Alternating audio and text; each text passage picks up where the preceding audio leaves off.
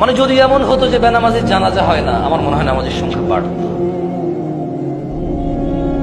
যদি এমন হতো বেনামাজির সাথে কেউ মেয়ে বিয়ে দিবে না, ছেলে বিয়ে দিবে না, আমার মনে হয় নামাজি বাড়ত। যদি এমন হতো বেনামাজির সাক্ষী গ্রহণ করা হবে না, কি গ্রহণ করা হবে না, যদি এমন হতো যে বেনামাজি ছেলে তার নামাজি বাবার সম্পদের অধিকার পাবে না, তাইলে মনে হয় নামাজি বাড়ত। এগুলো আমি বলিনি, এগুলো মুহাম্মদ সাল্লাল্লাহু আলাইহি ওয়াসাল্লাম বলছে। বেনামাজি বেওয়ারিশ থাকে, কারো ওয়ারাসাত পায় না। বেনামাজি কি পায় না? নামাজির ওয়ারাসাত পায় না, পৈতৃক সম্পত্তি পায় না। যে ছেলে নামাজ পড়ে না তার বাপের সে পৈতৃক সম্পত্তি পায় না, ইসলামে সে পায় না। সে মারা গেলে তার জানাজার নামাজ হয় না।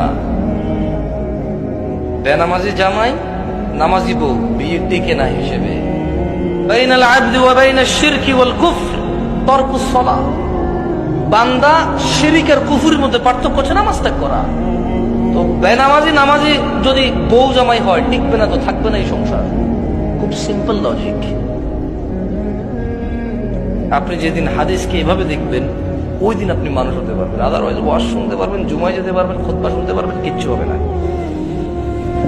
আর আমার মতো লোকজন নিয়ে এসে, আমার থেকে উন্নত লোকজন নিয়ে এসে কতক্ষণ নিজের এলাকা সুনাম করতে পারবেন। প্যান্ডেলে জায়গা হয় নাই রে, বিশাল বড় প্যান্ডেল, মানুষ আর মানুষ, হুজুর কাঁপায়া দিছে, ফাটায় দিছে। হ্যাঁ, এগুলো পারবে না, কিছু পারবে না। ঠিক কিনা?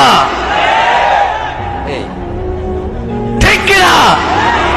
যতবার কমো ততবার ঠিক করবেন আপনারা, অভ্যাস হয়ে গেছে।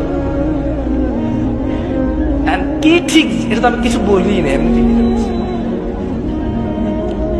মানে আপনি মনে করতেছেন যে আমি আপনার ঠিক বেঠিকের উপরে ডিপেন্ড করে এখানে কথা বলবো? জীবনও না। তাহলে আমাকে আওয়ামী লীগ করতে হবে অথবা বিএনপি করতে হবে, নেতা যা কিছু তা, বুঝলেন না? যদি আমি ইসলাম করি তাহলে তো নেতা যা বলে গেছে তা ঠিক না, তাহলে মুহাম্মদ সাল্লাল্লাহু